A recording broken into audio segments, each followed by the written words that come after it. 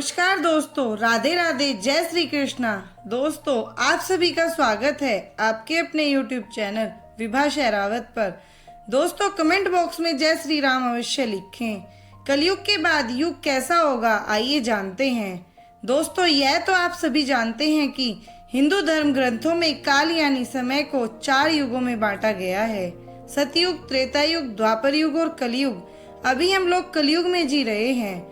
कलयुग यानी एक ऐसा युग जिसमें मनुष्य जाति का मन असंतोष से भरा हो, सभी मानसिक रूप से दुखी हो, धर्म का सिर्फ 1/4 अंश रह गया हो। वर्तमान स्थिति में यह चरितार्थ होता हुआ भी दिख रहा है।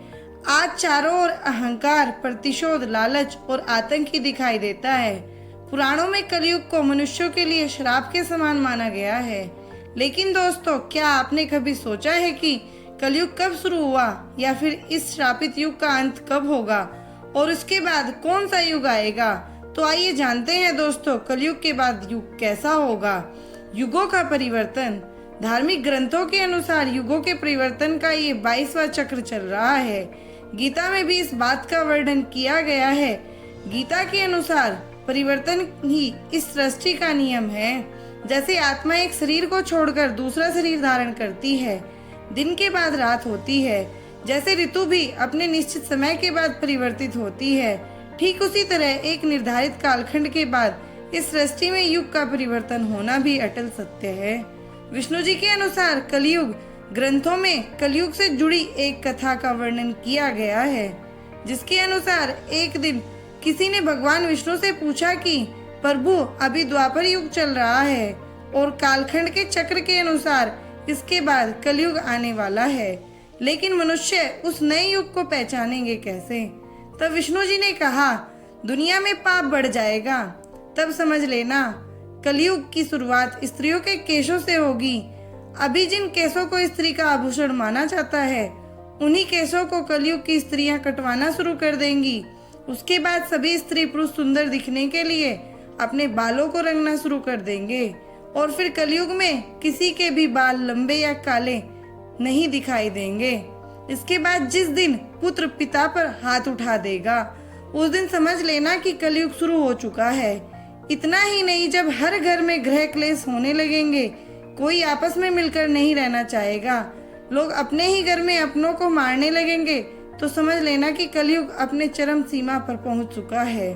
उसके बाद मैं, शिव और ब्रह्मा एक हो जाएंगे और फिर जब कलयुग हम पर हावी हो जाएगा, तो हम तीनों मिलकर इस युग का अंत कर देंगे और एक नए युग की शुरुआत होगी, जहाँ सब कुछ फिर से सत्य होगा। कलयुग का काल।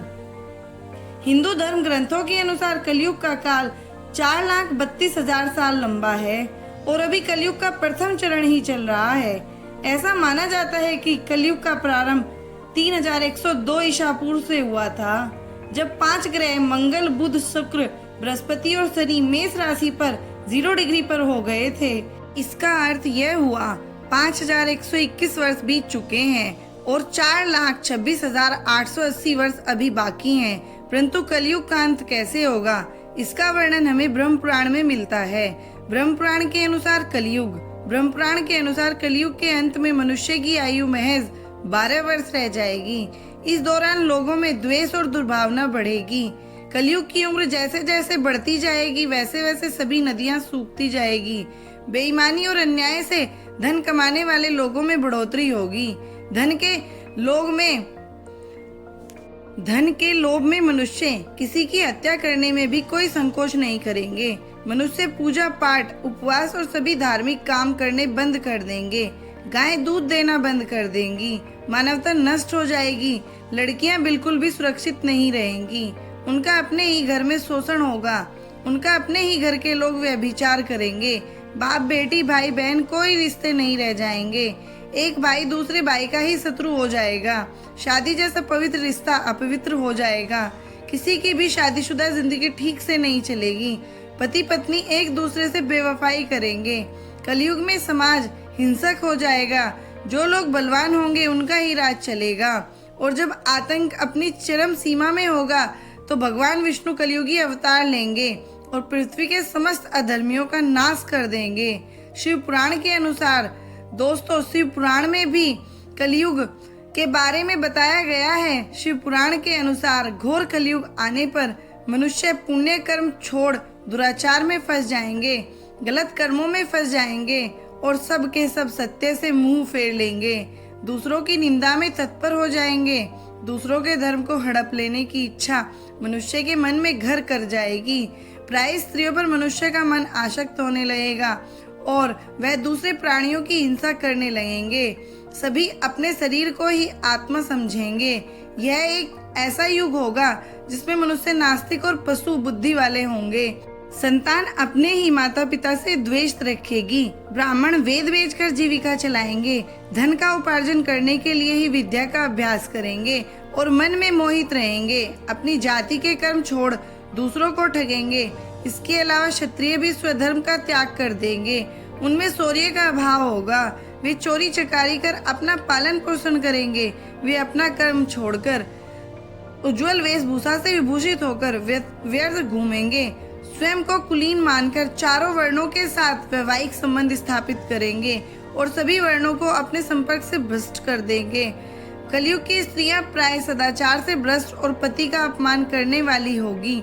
वह सास ससुर से घृणा करेगी। स्त्रियां किसी का भी मान नहीं करेगी। उनका शील स्वभाव बहुत बुरा होगा और वे अपने पति की सेवा से सदा ही विमुख रहेगी।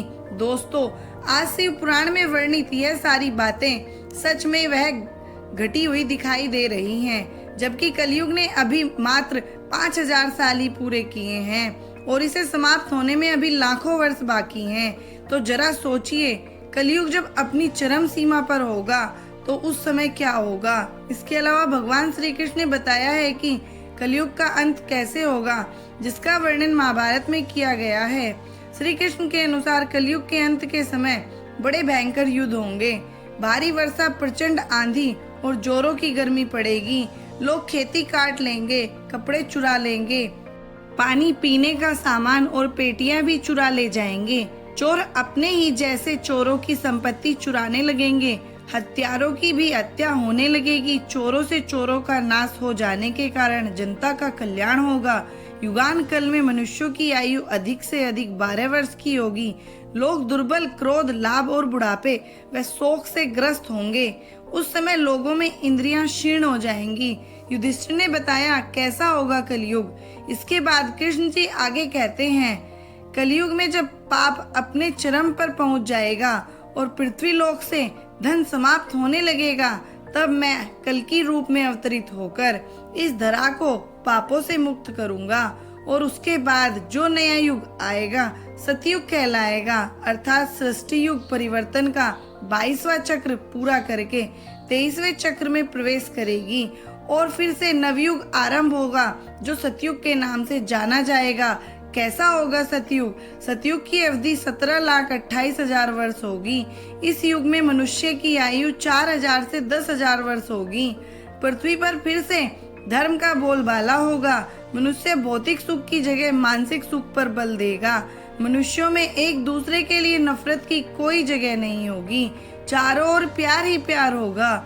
मानवता की पुनः स्थापना होगी। मनुष्यों को परम ज्ञान की प्राप्ति होगी।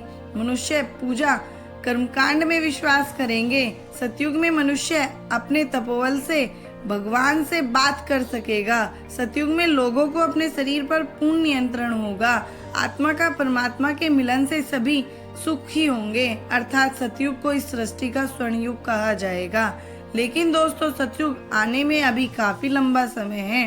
क्यों न हम लोग कलयुग में ही अपने धर्म और कर्म से सतयुग की तरह जीने का काम करें, क्योंकि ग्रंथों में भी इस बात का वर्णन मिलता है कि कलयुग में भी लोग धर्म और कर्म पर विश्वास करेंगे। उन्हें सतयुग की तरह ही सुख की प्राप्ति होगी। दोस्तों, अगर आपको मेरी ये कहानी अच्छी लगी हो तो प्लीज मेरे चैनल को लाइक करें, सब्सक्राइब करें, शेयर करें और कमेंट करें।